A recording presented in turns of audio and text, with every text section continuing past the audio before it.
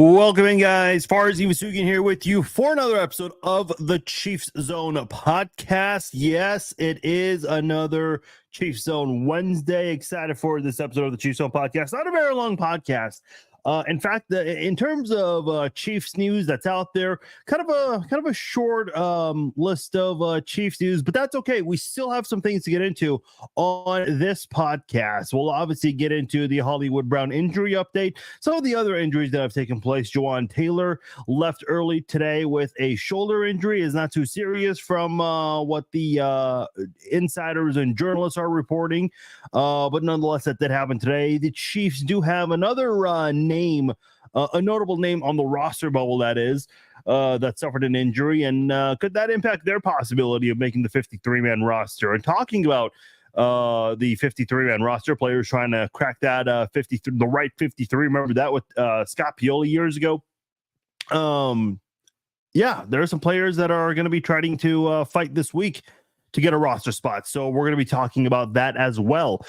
Which players that need to step up and have a big game on Saturday against the Detroit Lions, Saturday afternoon at Arrowhead Stadium. We'll talk about that as well on tonight's podcast. But the big reason why, this podcast is not going to be as short, despite some of the limited news out there about the Chiefs, this week marked the 52-year anniversary of Arrowhead Stadium. Yes, Arrowhead Stadium is 52 years old. 52 years old. Think about that.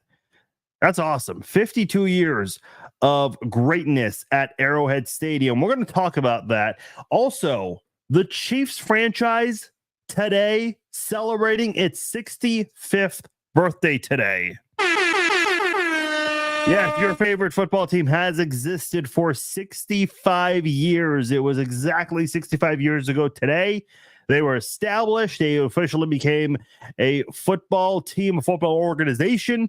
And obviously, they have brought 4 Super Bowl rings, 3 in very recent memory. So we'll talk about that. There's also a little bit of news, and Caesar, I see your comment regarding not necessarily the Kansas City Chiefs, but more so the Kansas City Royals and their future stadium.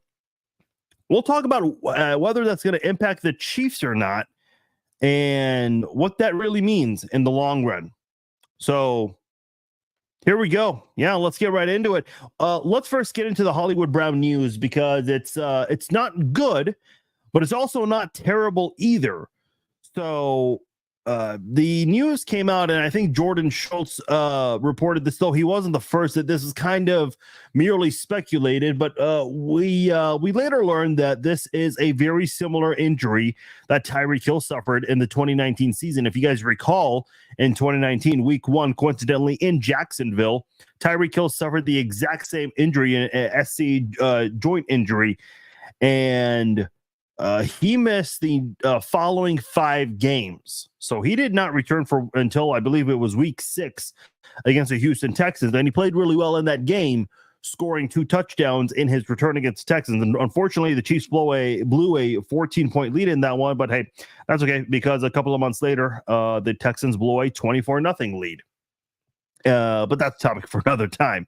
Nonetheless, though, that was Tyreek Hill's timetable. To be exact, Tyreek Hill's timetable was 35 days. So the day he got hurt against Jacksonville, now that I think about it, I think it's actually 7 weeks when you do the math. Week 7 is when he returned.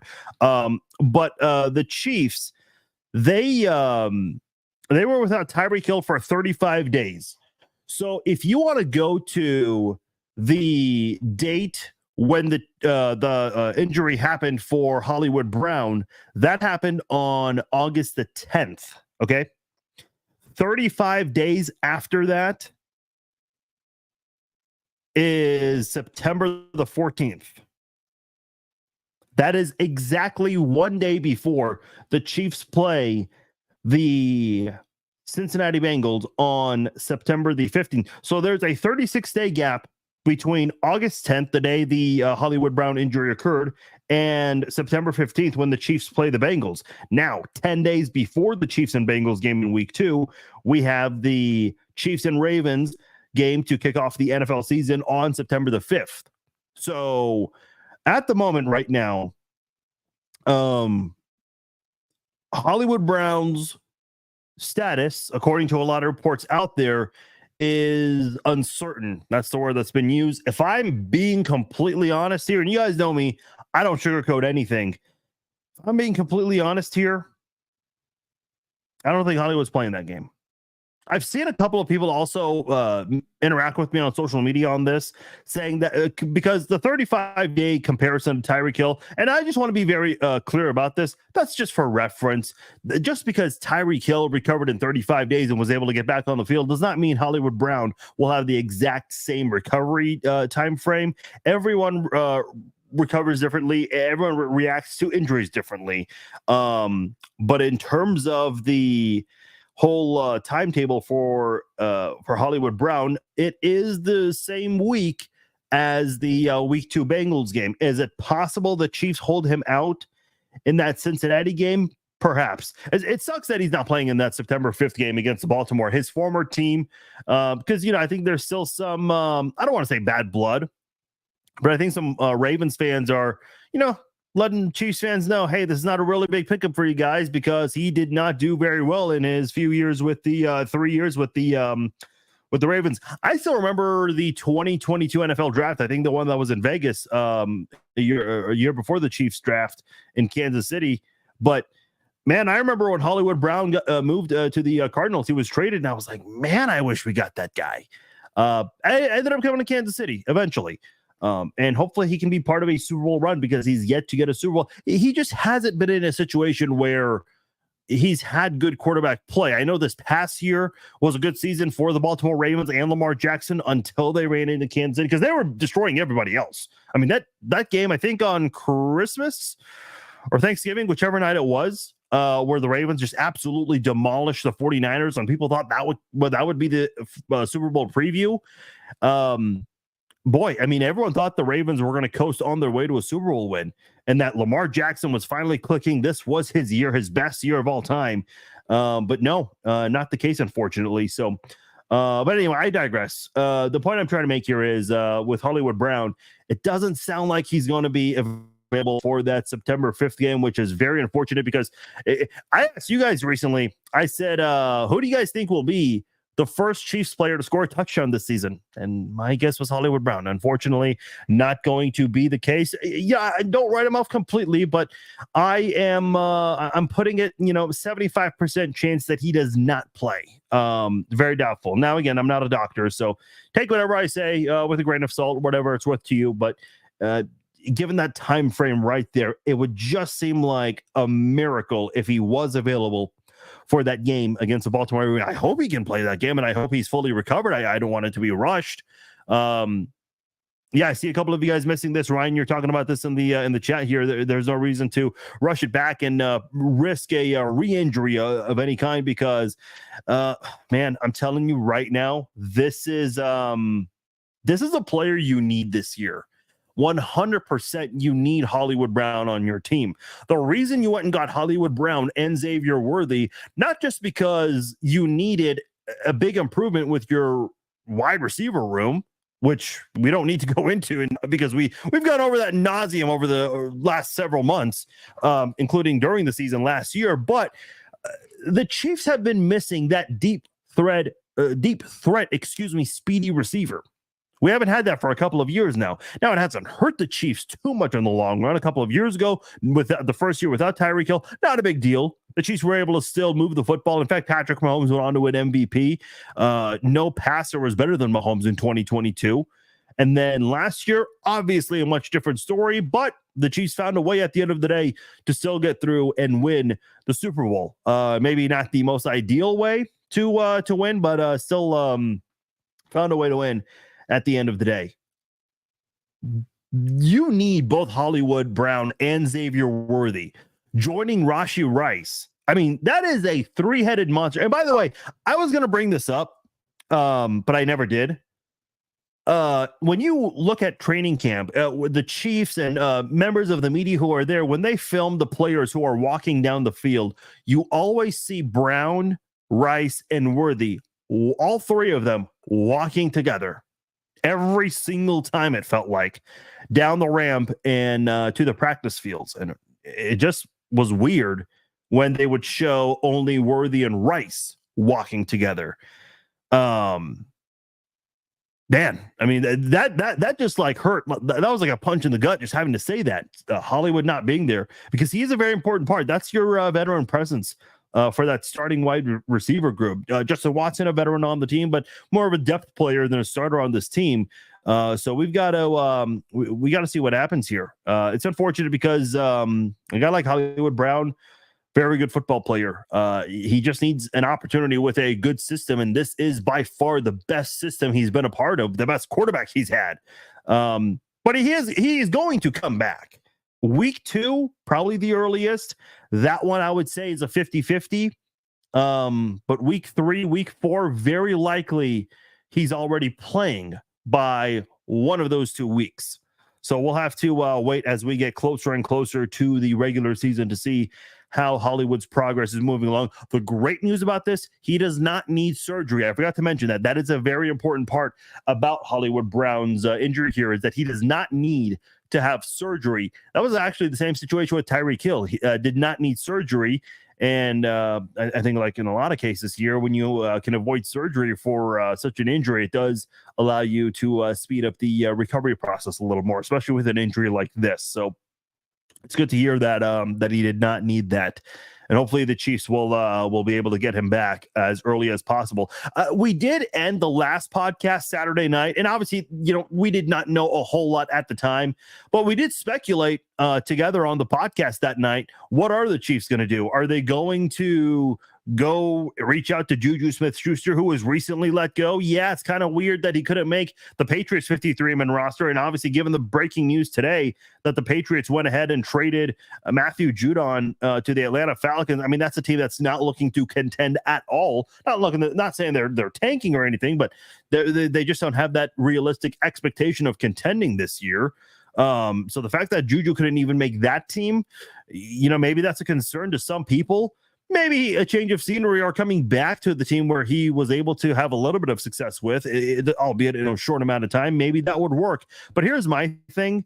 If Hollywood Brown is not expected to miss a whole lot of time, like if 3 weeks maximum is what he's going to miss, I can see the Chiefs just sticking with who they have, just allowing McCole Hardman and Justin Watson, Kadarius Toney, Sky Moore, those guys getting a little bit more snaps than expected. Matthew says CeeDee Lamb. Matthew, I will buy you a Chiefs CeeDee Lamb jersey if that happens. That is not happening. I would love it to happen. I absolutely would. Who wouldn't? But unfortunately, that is an uphill battle at this point. Cedric is asking over under on Xavier's touchdowns 3.5 when I was in Vegas. Got to think that was free money. Oh my God. I was just in Vegas, but I don't really do Vegas betting anymore, especially now that, you can use online betting now in a lot of states, but it just feels like a gimme. Yeah. I'm not encouraging you to put a lot of money on that kind of thing, but if you got some money to spend, yeah, that would definitely be one that I would gladly put a few dollars on. Matthew, a different Matthew says injuries happen, unfortunately. Yeah, I've said it many times. It's part of sports in a very unforgiving way. But the Chiefs have done very well to avoid them as much as possible to help achieve this dynasty. Yeah. Listen, luck is part of it. And whenever you say someone got lucky, some people say it with like a negative connotation to it. There's nothing wrong with being lucky. Great teams get lucky. Do you not think the Patriots got lucky during their 18-year dynasty run? They absolutely did. There's nothing wrong with that. That's just the way things fall sometimes. Bad teams like the Patriots this past year, no, they don't ever get lucky. That's just the way things work. Justin says give Ross a chance over Sky Moore. I think you're talking about Justin Ross. Justin Ross has been getting a little bit of hype in training camp. Now, let me just say this, because to me, if you guys follow me long enough, and a lot of you guys have, if you guys know me, I don't go crazy over highlights and OTAs and training camp in preseason. It's just, It's practice. A year ago today, we were told, maybe not exactly today, but a year ago this time, we were told that Patrick Mahomes and Marquez Valdez-Scantling were getting things down together on offense. Because Juju had left, Kadarius Toney was dealing with an injury, so Marquez Valdez-Scantling was your top wide receiver. And obviously, that did not work out. In fact, Marquez Valdez-Scantling is kind of on the cusp of possibly getting cut from the Buffalo Bills. So I'm not exactly sure what's going to happen on that front there. But obviously, again, it's just training camp highlights. I'm not saying they're irrelevant. They are relevant, especially to the players. I get from a media standpoint that those guys who are there every single day in camp, they have to write stories, and I get it. But I just try not to get so carried away with that kind of thing. I see a lot of you guys in the chat debating about, what should happen with a wide receiver core, who's going to make it, who's not. Here's a guy that's kind of an interesting name, is Nico Remigio, who's had a very good training camp, did not have a very good showing in the preseason game against the Jaguars, had that kick return that he dropped, not very good, had a situation with Chris Oladokun. I think that one falls more in Oladokun, where Remigio had to kind of force himself away from the end zone and come to the 1 yard line to try to make a catch, and was immediately brought down. Eventually, the Chiefs got it on a fourth down. The next play, a touchdown from Carson Steele, who's been getting some hype both on and off the field. His pet alligator in California getting a lot of attention this week as well. But Remigio had that weird moment where he caught a big pass wide open, and then he was trying to get up, was down by contact, but at the time, the referees didn't call it. When he was getting up, the defender was able to strip the ball away from him and ran it all the way back for a scoop six. Fortunately, he was down by contact, but you got to be very careful. So this is one of those situations where, for Remigio, he's got to have a better showing in the next preseason game. The Chiefs coaching staff, they really like him. Andy Reid's had a lot of great things to say about him. Matt Nagy's had some good things to say about him. I feel like Dave Toub, out of all of the coaches, including Andy Reid, has praised him more than anybody. Like, it sounds like Dave Toub, if you could give Dave Toub all the power in the world, who would he have as his kick returner? It would not shock me one bit if Nico Remigio is his number one standout guy. So I'm thinking that Nico Remigio does need to have a little bit of a better preseason this week. Is he going to have an opportunity to play with the ones a little bit? Probably not. So he's going to have to make use of what he has to work with, whether it's with Carson Wentz, Chris Oladokun, Ian Book in the upcoming game. Michael's asking, Carson Steele, you think he makes a 53? He certainly looked damn good in last week's preseason game, so all he's doing is helping his case. Clyde Edwards-Helaire, I know the Chiefs have been very patient with him, so I'm not exactly sure where they stand with Clyde Edwards-Helaire right now. I feel like a lot of times the guys who play early, the less they play, the more likely, obviously, they're going to make the team. I feel like if Clyde Edwards-Helaire was forced to play a little more, that would kind of, and I'm talking about this upcoming preseason game, that would kind of give me the idea that maybe the Chiefs are looking at him to do something to prove his worth on this football team. But Carson Steele, man, that guy definitely looked good. So I think he's got a very good chance, Michael, to make the 53-man roster. And I think he's got to have another good showing for sure. Jaden Hicks, I thought was really good as well for the Chiefs defense. I think he needs to go out there and have another big game. I don't think his roster spot is in trouble by any means. The Chiefs have a lot of quarterbacks, so a guy like Kamal Haddon, who the Chiefs drafted in day 3 of the draft, that's someone that's probably going to have a little bit of a better preseason. The quarterback room in general did not look too good. Josh Williams kind of struggled, was very physical, maybe too physical to the point where he should have been penalized on a couple of those plays there. You could even see, hear during that game, the Jaguars coaches were all shouting flag holding during that whole thing. You're going to training camp tomorrow? Awesome. Tomorrow is the last day of training camp in St. Joe, so that'll be a good time to go out there. Caesar's asking thoughts on Luis Rees Summit. His progress has been a little slow, which I think is expected.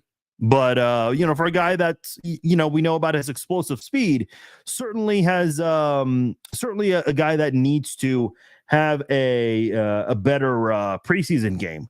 And I don't think his offensive line is doing him a lot of favors, but he's got to show something. I thought he looked better on the special teams defense when the Chiefs punted the football, and he was very quick to get to the punt returner for the Jaguars to bring an end to that play. So I was a little more impressed with LRZ on special teams defense than I was when he carried the football a couple of times for the Chiefs. He had an opportunity to return one of the kickoffs, but the other kick returner, I couldn't tell who it was. It looked like Generic Prince was telling him to take a knee. Maybe it was Remigio. I can't recall. I'm just chuckling because it's the preseason. Like, go return the ball, man. Sometimes the preseason can be weird to the point where you don't get a lot of scores, meaning you're not going to get a lot of kickoffs either. So even if the ball is like 9 yards deep into the end zone, return it. I mean, maybe it's going to be rough for your offense if they have to start at the 10 or 15, but you kind of need to see what you have in your kick returners because you don't get many of those opportunities. Like, if you're looking at Carson Steele, you can use Carson Steele as much as you want because you'll have plenty of snaps on offense to be able to use him and see what you need to see out of him. But if you want to see something out of a kick returner, you're not getting many opportunities to do so. So I've never been a big fan of taking a knee and letting the ball go for a touchback, but man, that's I don't know, just return the damn thing. That's how I feel about it. Speaking of LRZ, and I'm glad you asked that question because LRZ did not practice today due to a back injury. Clyde Edwards-Helaire was ill. Jaron Hayek had a shoulder injury. Chris Jones has a shoulder injury. Gosh, shoulder injuries, man. Wait, what? Oh, I just saw a headline that said Cowboys are trading. I thought CeeDee Lamb was gone. No.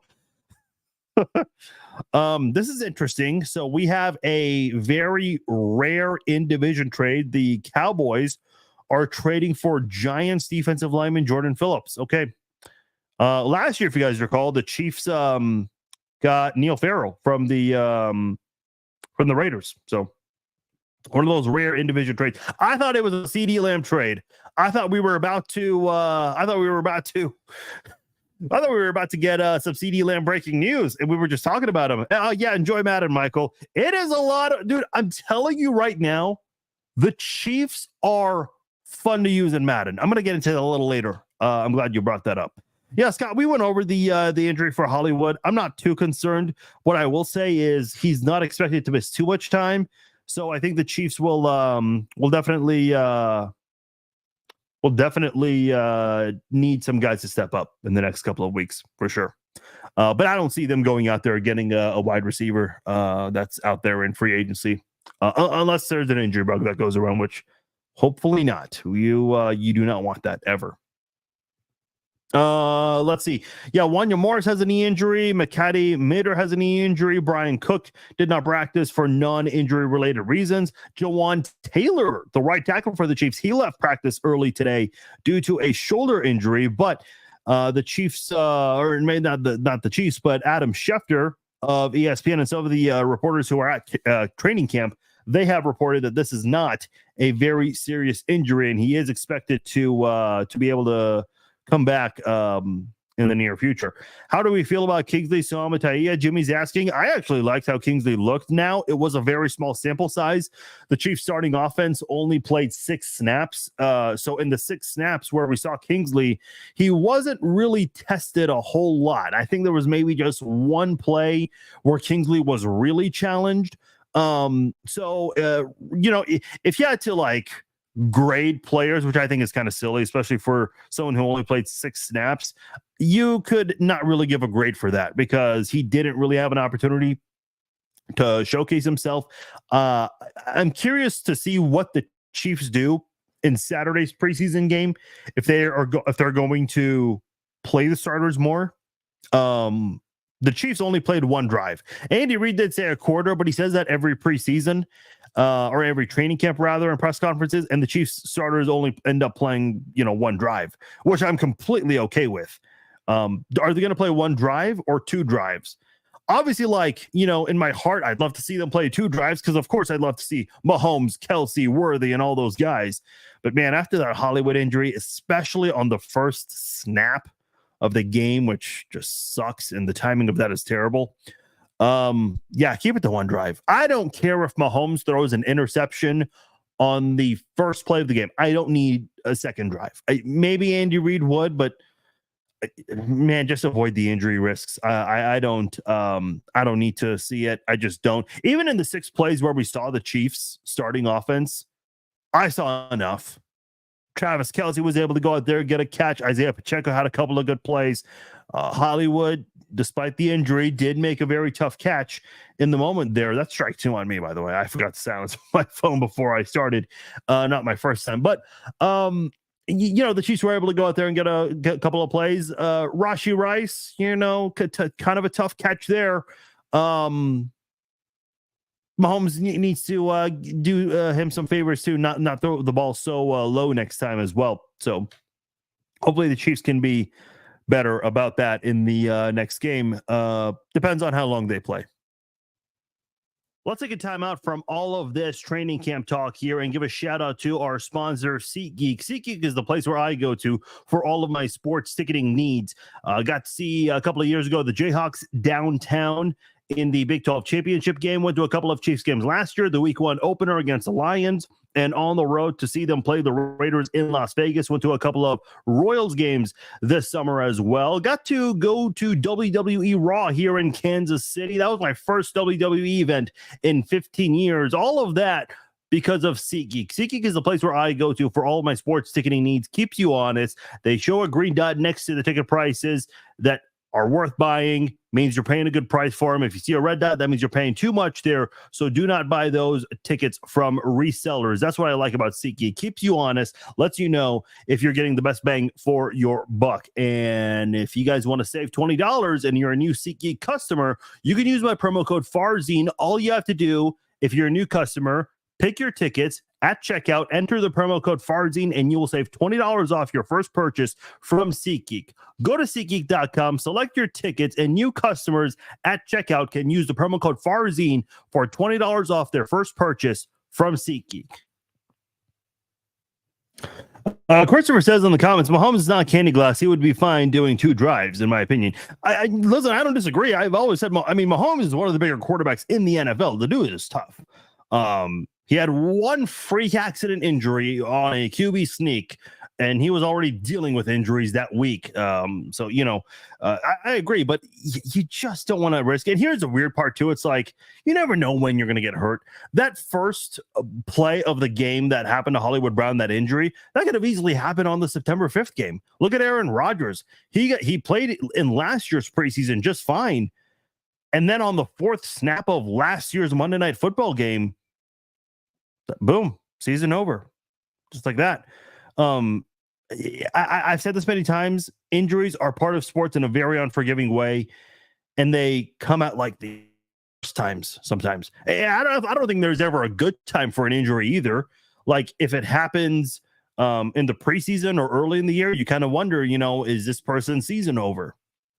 If it happens, late in the year or in the playoffs, you're like, man, this person now is going to miss out on a potential Super Bowl run. I remember in the quarterback series on Netflix last year, Mahomes in his interview, his confessional, was talking about that injury. And his thought was, why is this happening in the postseason? Why did this not happen in like week 1 or 2 or in the preseason? It's like, there are a lot of thoughts that just run through. So, and obviously, like, again, to go back to Chris's comments, when he says Mahomes is not candy glass, everybody knows Mahomes is tough. That dude played through a postseason with a broken freaking ankle. Okay, it's not the same as a broken freaking neck like Kurt Angle, but it is a broken freaking ankle. And man, he had a couple of big runs in that postseason. Late in the game against Cincinnati that drew the flag. And then against the Eagles, where he had that huge run. I still remember shouting at my TV. I'm like, don't get hurt. Hold on to the ball. Because they were right behind him, ready to tackle him. But unfortunately, those both went in Kansas City's favor. So Bob is saying, and this is a big topic because of Hollywood Brown this week in sports talk media. I want to play any starters, only the ones that are fighting for a job. See, I don't know, Bob. You gotta get together and kind of gel. I know a lot of people are saying, well, isn't that what practice is for? Yeah, but when you're going up against your own team, it's a little different when you're going up against another team like the Jaguars or the Lions this week. I know we've had a couple of skirmishes here and there in camp, but in general, if Xavier Worthy has the football, is Trent McDuffie gonna go full speed and try to beat the shit out of Worthy when he has the ball? No, he's gonna save that when he goes up against Derrick Henry, for instance. If he catches a pass in the open field and he tries to close in on him, you know what I mean? You're not gonna do that to your own teammate in training camp. So those kinds of things, not all of that carries over. What do I think of Tyreek's comments? I was not really intending on discussing this. So he had a couple of interesting things to say. One is he felt like he deserved the number one spot over Mahomes. I mean, what is he going to say? Like, of course he's going to claim the throne that he was given. The other thing is he says he can beat Noah Lyles in a race. I'd actually like to see that. You know what I would actually like to see? I'd like to see Tyreek Hill and Xavier Worthy in a race. I'd like to see the two of them. Yeah, Karlaftis, he had a big hit on Kadarius Toney. That's what I was kind of alluding to, Caesar. But I'd like to see who was that guy? Who's the other Olympic runner that got gold? Usain Bolt. I'd love to see Usain Bolt, Xavier Worthy, Tyreek Hill, and Noah Lyles in like a 4-man race. I mean, we have to make that happen. There has to be a way. In one of the off seasons, we gotta see that one of these days.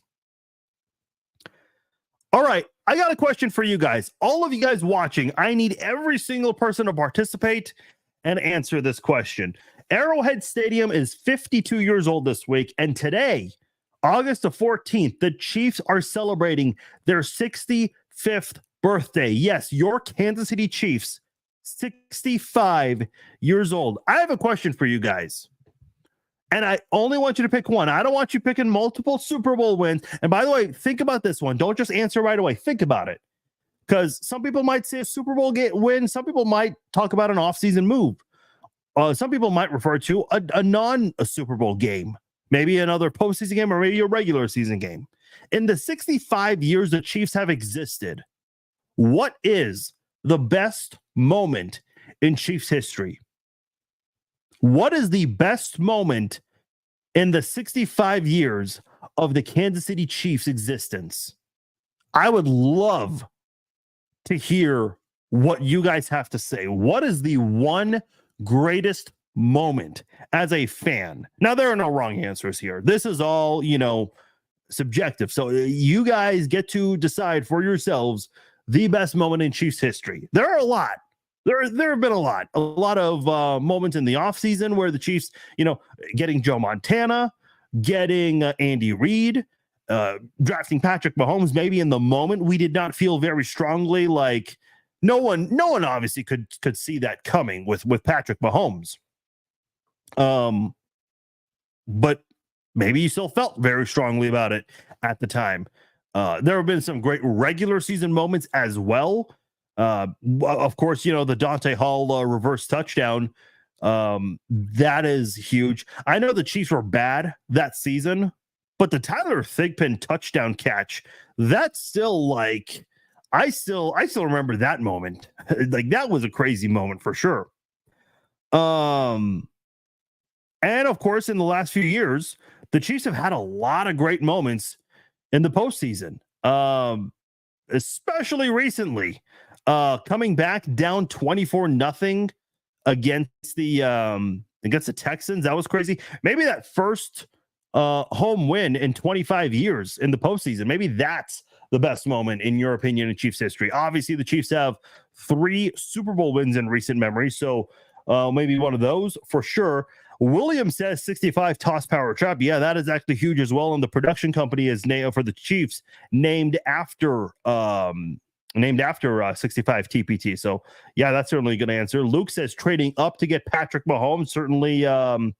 Certainly a big moment right there. And again, maybe in the moment we didn't feel that we didn't really necessarily feel like, okay, yeah, we got him. We got the 3-time Super Bowl MVP. Like, there's no way of knowing that. But eventually, yeah, looking back, you kind of realize maybe that was a big moment in Chiefs history. Heath says 7 sacks was in Denver. Are you referring to Derek Thomas's 7 sacks? I think that was against Seattle. Yeah, Deron Cherry had his 4 interceptions against Seattle. Which, by the way, we had Deron Cherry recently on the podcast, and we discussed that exact same game. So check that out. Elena says back-to-back was euphorically epic. Yeah, that for sure. Scott says it's hard. A lot of people are saying 13 seconds. Yeah, well, that was epic. I mean, that there's no way. Like, that was what I was beat. Like, I just went shit. Like, as soon as Gabe Davis got that last touchdown, I thought that was 100% over. But you know what, the Chiefs, you know what's funny? Scott made an error and said 12 seconds. The Chiefs did actually kick a field goal in 12 seconds, coincidentally against the same team, but that was in a game with not as much importance there. It was a regular season game. Antoine, it also says, yeah, 13 seconds is a very popular answer.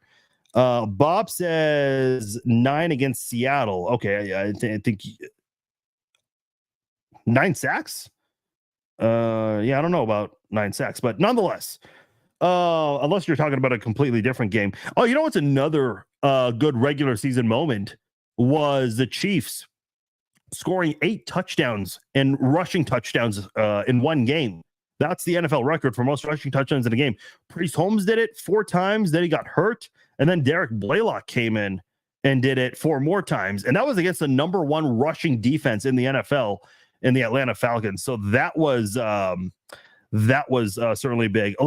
We've got more 13-second answers. Yeah, that's a very popular answer. I'm going to give you my best moment in Chiefs history. Here's my thing. In the 65 years the Chiefs have existed, I feel the best moment in Chiefs history has to be the most recent Super Bowl win. And I know there is a massive recency bias. You guys know me. I hate recency bias.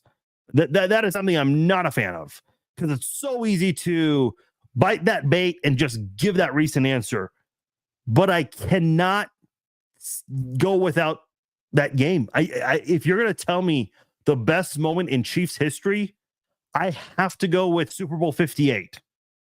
It was in Vegas, your rival stadium. And by the way, it ended with your longtime rival, John Elway, handing you the Lombardi trophy. So that's 2 for 1 right there. But the way that game ended, and not just the game, think about the season. Colin Cowherd said it perfectly. This past year was the year to beat the Chiefs. Did we not hear from a lot of non-Chiefs fans and a lot of people outside of Kansas City, even people in Kansas City, that said, this is the year to beat the Chiefs. They're going to be one and done. Well, they beat the Dolphins with ease. The Dolphins' best play was Tyreek Hill's touchdown catch. And the second best play for the Dolphins in that game was a touchdown that got called back. That's how bad of a game it was for the Dolphins. So that one and done narrative, the Chiefs took a dump on that pretty quickly. Then the Buffalo game. I know a lot of people are saying 13 seconds against Buffalo. Again, I'll admit it. I'm guilty. Recency bias. That Buffalo game was awesome. Because the whole narrative that all week, Buffalo fans were like, oh, we finally got him in Buffalo with a crowd. Because the only time Mahomes and Allen ever played in Buffalo was in 2020. And that year, Buffalo did not have a crowd. Then the AFC title game. That was not necessarily an exciting game.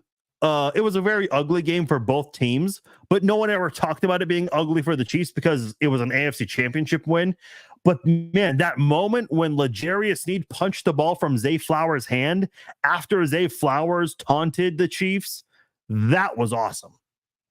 But then winning against the 49ers. Again, this was a year where, everyone was doubting the Chiefs. Even people in Kansas City doubted the Chiefs. I doubted this team at times last year. And the way the Chiefs won, it was only the second overtime win in NFL history. This was, by the way, a 10-point deficit that you had to overcome. And the Chiefs, as ugly as this game was, they did not give up. Those last two drives the Chiefs had on offense right before the end of regulation and in overtime, by far the two best drives I've seen Patrick Mahomes orchestrate in his time as a Kansas City Chiefs quarterback. By far the best. And the way they won it, because I think a lot of people were confused, even though Tony Romo was explaining it. I think so many people like me, they were like talking to their friend or whoever. And if you're at a sports bar, you probably can't hear the announcers that well.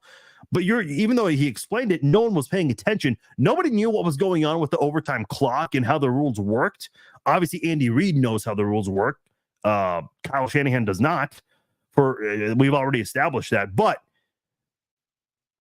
that walk-off touchdown. Is there anything better than a walk-off touchdown? Those are always the best. I mean, game-winning field goals as time expires or an overtime game-winning score, those are the best. I feel like one of the best games in Chiefs history was Travis Kelce when he went off on the Chargers. That ended with him scoring a game-winning touchdown. So walk-off touchdowns, the best. And when you have a walk-off touchdown in overtime in the Super Bowl, doesn't get better than that. So go ahead and charge me with recency bias, and I will plead guilty. But in the 65 years the Chiefs have existed, that's the best moment. Super Bowl 58. That was a down year for the Chiefs, and they won it. And they didn't just win it. They won it in style. So in my opinion, that is the best moment in Chiefs history, getting your fourth Super Bowl win in style in your rival's stadium, and then a former rival of yours, John Elway, handing you the Lombardi Trophy. That is the best moment in Chiefs history. I'm seeing a lot of great other answers here as well. Let me just go back and read some of the ones I missed. Natalie also says 13 seconds. Tim says 13 seconds. Yeah, that's by far the most popular answer. See, that's why I said think about this. Because it's so easy to say Super Bowl, and that ended up being my answer. But maybe you got to really think about the moment. So a lot of people going with 13 seconds. How about the field goal the Bills missed last year? Yeah, that was just insane. Caesar says running out of fireworks. Yeah, that's a good one. I don't know if I would call it the best moment. Maybe like an egregiously hilarious moment. Like that's up there. You know what's another funny moment? Phillip Rivers fumbling the snap. That's another big moment. Another significant one that it just escaped my mind. I can't think of it. I had it in my mind and I just lost it. It'll come back to me probably after we're done doing the podcast. Tim says being in the stands, yelling wide right at last year's Buffalo. Oh, dude, you were in the stands for that. Hopefully you did not. You were unscathed, didn't suffer any bruises and bumps, because I'm sure there were some Bills fans that wanted to do that to you. That's always the best when you go to your opponent's stadium and win as a fan. When you do that, that's always the best. Drafting the three Musketeers: Mahomes, Kelce, and Chris Jones. Okay, all right, Matthew.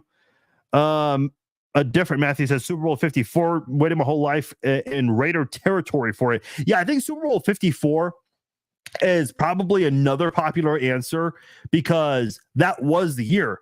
With all due respect to a lot of you guys in your 50s and 60s and 70s, but for the majority of us Chiefs fans, that was the first time we ever witnessed a Super Bowl. So yeah, Super Bowl 54 definitely. Like when not Clyde Edwards-Helaire, I'm sorry. Damian Williams. When Damian Williams ran to the end zone and Mitch Holtis, what did he call it? The run to immortality. That's when you knew, like, it's over. The 49ers could not do anything else, and they didn't do anything else. So yeah, that moment for sure is pretty special to a lot of Chiefs fans. A lot of great answers here. Certainly, like I said, no wrong answer here. This is a really good one from Karen. The Lamar Hunt Trophy coming home in 2020. Obviously, the Lombardi is bigger than the Lamar Hunt Trophy for obvious reasons. But I feel like if there's one team that would value the Lamar Hunt Trophy more than the Vince Lombardi Trophy, it's Kansas City. Okay, Lamar Hunt was the founder of the Chiefs and the AFL. A lot of teams that are in the AFC today would not exist if it wasn't for Lamar Hunt. So, for the Chiefs to wait man, I was that fan every year, and I'm sure a lot of you guys felt the same way. Every time I watched a team hoist that AFC Lamar Hunt Trophy and Jim Nantz, saying those words, Lamar Hunt Trophy, I'm like, man, when the hell are we going to get that to Arrowhead? We've done it plenty of times now. I'll never forget 2019, a year sooner. The Chiefs did not beat the Patriots, unfortunately, but the Lamar Hunt Trophy was present, and they brought it to the Chiefs press conferences that week. And I'll never forget, they changed the backdrop. That's something we never saw before. They put the TurboTax sponsor, the AFC Championship logo on the backdrop in the press conference room. And Justin Houston, there's a really great picture of him actually looking at the trophy while he's talking to the media. So, that was like the moment where I'm like, damn, like the trophy is physically here. Now it's not technically home. You still got to win. So yeah, that is that's a great one. We have not had that answer yet, Karen. So that's a good one. I'll read a couple more here. William says Super Bowl 54. Heath says, how many come from behind wins has Mahomes been a part of? His win percentage in that category is more than anyone else. Tim says Chiefs lose to the Rams 54-51. There are some Chiefs losses that, obviously you don't want an L, but there are a couple Chiefs losses that are kind of significant, and you can still kind of respect and hold your head up high. That Chiefs 2018 game against the Rams is one of them. The other one would be the no punt game against Peyton Manning. That was a crazy game. I'll never forget that game. In fact, my dad took me to that game. I'll never forget. I will never forget Dante Hall's touchdown in that game, his kick return touchdown. He had two in that game, one on offense, the other on special teams. Arrowhead was very quiet, and the mood was really somber, and it went from 0 to 100 when Dante Hall took that kick back. The only kicker he had left to beat was Vanderjagt, and Vanderjagt slipped, and Dante Hall just walked to the end zone. I'll never forget that. So yeah, that we've had a couple of losses that still hold some significance in Chiefs history for sure. Second history, and there was 2 walk-off touchdowns. Oh, you're talking about the corn dog play. They did it twice. Yeah, Matthew mentions the corn dog play. Tim says the 49ers saying will receive. That's the best answer. Oh, wrong one. There we go. Yeah, that is the best answer. Right there was Matthew brings up another one, the Ice Bowl, longest game ever. Or, was that the Ice Bowl? I can't recall. But yeah, Dolphins Chiefs in 71. Yeah, that's another good one. Jet Chip Wasp. Brett says not my favorite, but being down 24 in the playoffs to come back. Dude, I wrote the Chiefs off with that one. There was a fan who left early in that one too. That was interesting. A lot of great answers. Yeah, keep that conversation going. I'd love to see more answers from you guys, and you guys are more than free to talk amongst yourselves, debate amongst yourselves in that as well. Scott's asking, how jacked am I for opening? Dude, I'm jacked, Scott. You know that. I'm always excited when the Chiefs are on TV, of course. So we'll always be excited. I'm ready. I'm ready to get things going for this season, and I know all of you guys are as well. I've got to go into this.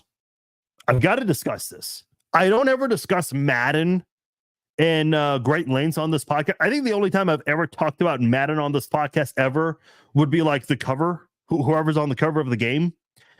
So I got early access to Madden 25, which came out on Monday. I got to be honest with you guys. I skipped the gym for this. This is how excited I was.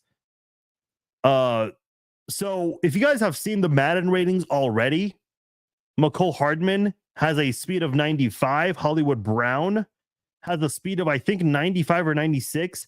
Xavier Worthy has a speed of 98. So the Chiefs have 3 receivers that have a speed of 95 or above. Isaiah Pacheco is a dangerous runner in this game. I'm telling you right now, I used to be that guy in Madden, back in Madden 07, Madden 08, Madden 09, those old Maddens when Jamal Charles was a backup. I would bench Larry Johnson and put Jamal Charles because of his 98 speed in the old Madden games. Okay? I would bench Alex Smith. You guys remember when Terrell Pryor was on the Chiefs?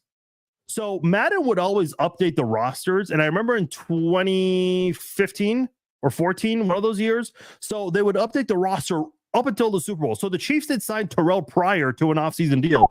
I was that guy who would bench Alex Smith, and I would use Terrell Pryor online, and I would piss off my opponents because I basically used Terrell Pryor like everyone would use Michael Vick back in the day in Madden. But man, this Chiefs team in Madden, by far the best Chiefs team you could use in the Madden video game, in the history of the Madden video game. I thought, Mahomes and Tyreek Hill was a lot of fun to use in Madden, and it was because Tyreek Hill would always win those one-on-one matchups, so that was easy to throw to him. But, dude, the slant routes with McCole Hardman, Hollywood Brown, and Xavier Worthy, those are like the easiest routes in the world to run. I think I've pissed off and made some people rage quit. I actually posted the screenshot to this. Let me see if I can pull it up. Because it was a pretty fun. It was my first Madden game, and I actually live streamed it on Twitch. One of the very rare instances where I did live stream a video game. I gave Twitch a try. I'm not going to lie to you guys; it was not that enjoyable to talk and play video games. Not necessarily my thing, but hey, it's all about having fun, I guess. I'm trying to pull up the screenshot. Where is it? There it is. Let me go ahead and put that there and do the screen share because this was kind of interesting. So this was my first Madden game. Okay. I'm beating this guy 31-28 in the third quarter, and I got an interception with Trent McDuffie. I am running and I'm showboating, so I'm kind of a dick for doing that. But I'm at the 7-yard line and he quit. Trent McDuffie, who's yet to get an interception in real life, cannot even enjoy an interception. This guy took a virtual pick six away from Trent McDuffie. But yeah, I was about to score a pick six with Trent McDuffie and he quit. See where it says right there, attention, your peer has been lost? That means he quit the game. Because so in the middle of the interception, he went into his PlayStation settings and he just quit the game. I was about to score a touchdown with Trent McDuffie. So I'm very butthurt about that. Not going to lie. But seriously, though, the Chiefs, this might be the most fun Chiefs team I've used in Madden. I have never used another Chiefs team. All right, excuse me, another team in Madden. Never. Okay, maybe like a couple times I used Michael Vick like everybody else. And then there was like one time where I really wanted to try to use Vince Young because, he's basically like Mike Vick in the game. But that's it. Like every single time I've ever played Madden, I always use one team and one team only. And since Madden, whatever year Dante Culpepper was on the cover, I think Madden 02, I have always used the Chiefs. Now, there have been a couple times where I didn't buy Madden, especially recently. I mean, listen, when you're an adult, you don't have as much time to play video games. I definitely tried to make an effort to get physical copies of the Mahomes covers. But man, this Chiefs team in Madden, they're fun to use. They are very, very fun to use. If you're a gamer, get Madden and have all the fun you can have. Trust me, you're going to have a lot of fun playing with those guys. Someone mentioned this in the chat earlier during this live stream. So breaking news came out this morning. We learned that the quarterback for the Minnesota Vikings, JJ McCarthy, he is not going to be playing this season. He is having knee surgery. I thought it was a torn meniscus. A torn meniscus, that's not enough to push you out for the season. I've torn my meniscus before, but I also tore my ACL. So I had both of those surgically repaired at the same time. But if you have a meniscus surgery that you're getting repaired, that doesn't really take a long time to recover from. So for those of you who I feel like I'm an expert on knee injuries. So again, I'm not a doctor, but I'd like to think I know a little bit more about the knee because I've had a couple of knee surgeries in my lifetime. A meniscus tear, you can start walking again in a couple of days. I actually had knee surgery last June, not this past June, last year, late June. Unfortunately, like right after that was the 4th of July week, so I was able to just relax, not really do it much. Didn't have to work or anything. But it was a very minor. It was mostly like scar tissue cleanup, and I was able to walk the same day. A torn meniscus, when you go and have surgery on that, you can start walking again pretty soon, especially if you're an athlete. Like athletes are always physically stronger and better than the average person. So I kind of have some questions here. Like this was not a torn meniscus. There was something else. Because a torn meniscus, that's not anything. I don't want to say it's not serious, but that's in August, that is not season ending. So there's something, and we always see this from time to time with injury news, but there is something with this injury that we are not being told. Something about this is not adding up. I don't know. That's just those are just my thoughts.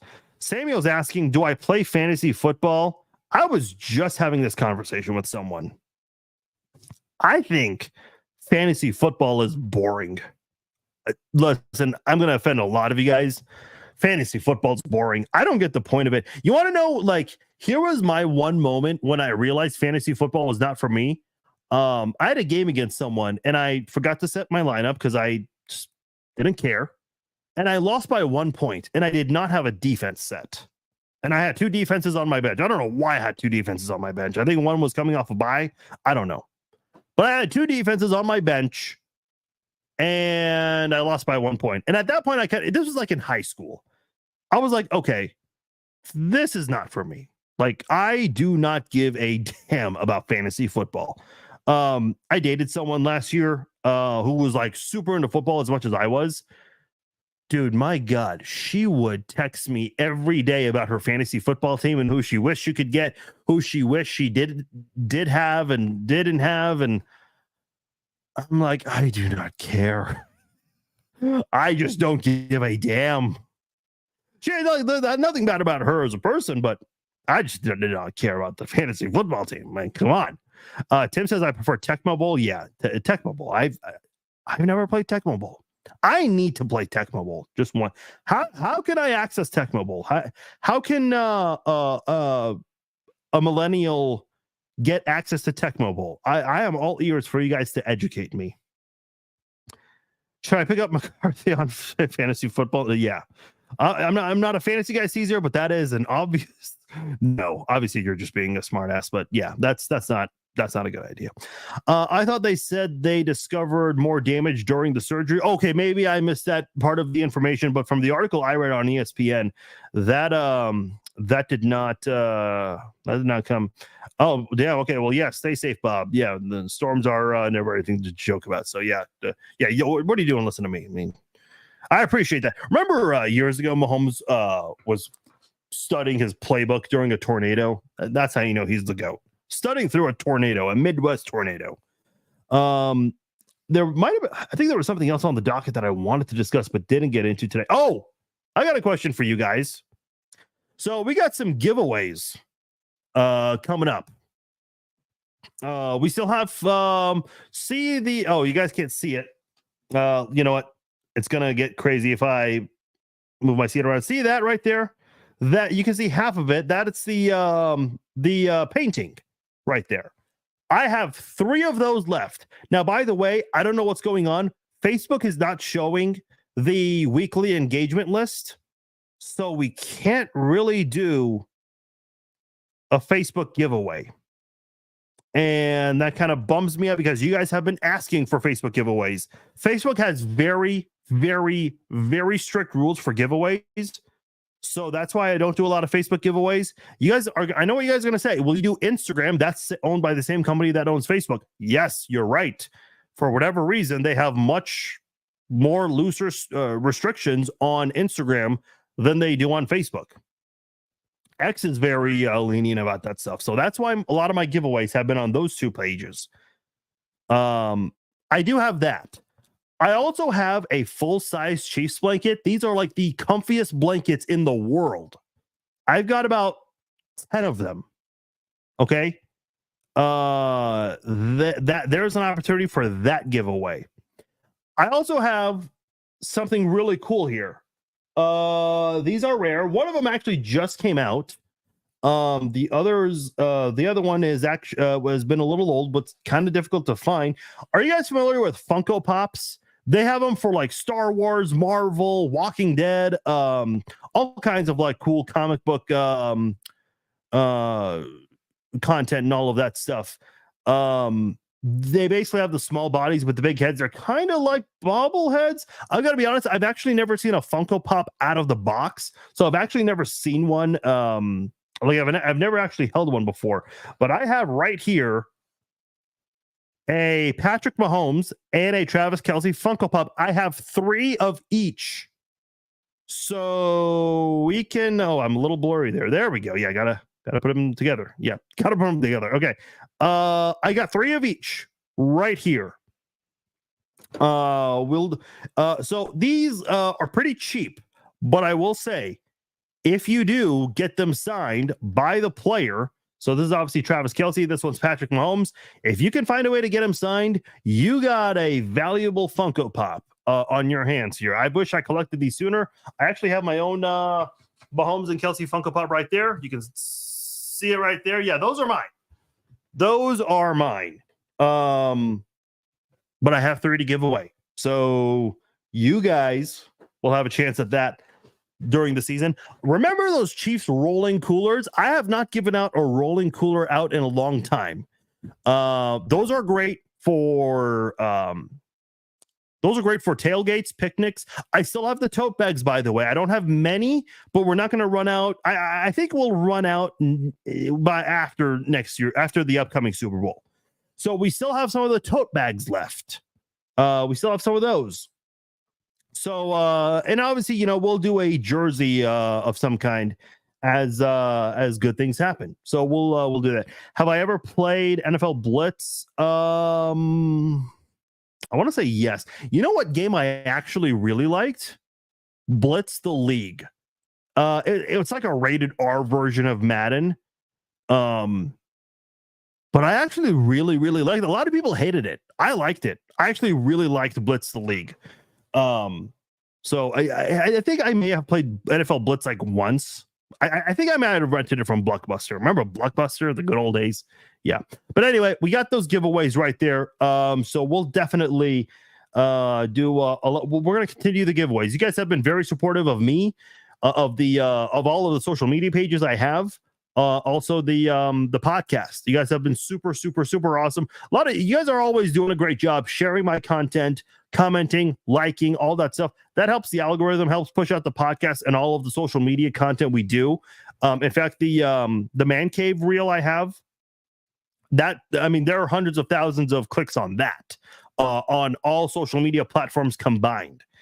So you guys are awesome. I appreciate all of you guys for doing what you do, spreading the word about the Chiefs Zone, all that good stuff. Speaking of the Chiefs Zone, I'm actually excited to share with you guys, and we have not recorded this yet, but we are expecting, in fact, I do have confirmation that we're good to go. All systems are go. Tomorrow night, 7:00 Central Time, we're doing a bonus episode of the Chiefs Zone. We will be interviewing a guest. I'll tell you this right now. This is a guest, a former player who did not do very well in Kansas City. So I already know what's going to happen. A lot of you guys are going to criticize the guest and say, well, this is not that exciting. I'll say this. Even though some players did not succeed during their time here, does not mean they don't have an interesting story to tell. So I hope you guys can appreciate tomorrow's special guest. Again, 7 p.m. Central Time. We will be live.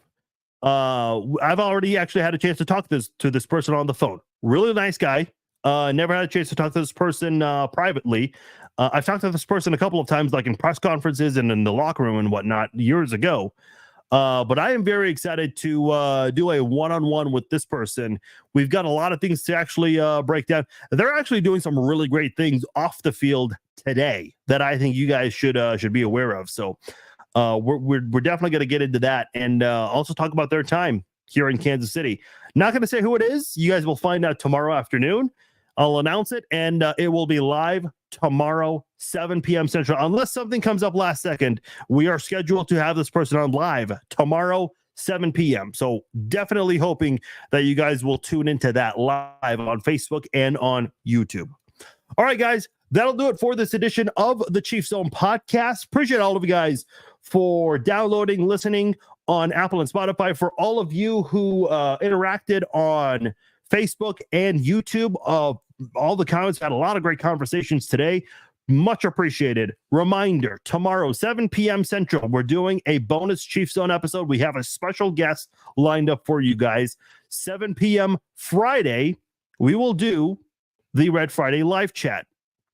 And then Saturday, an hour before kickoff, we will do a pregame live chat. We'll also do a halftime live stream when the Chiefs and Lions game is at the halftime period.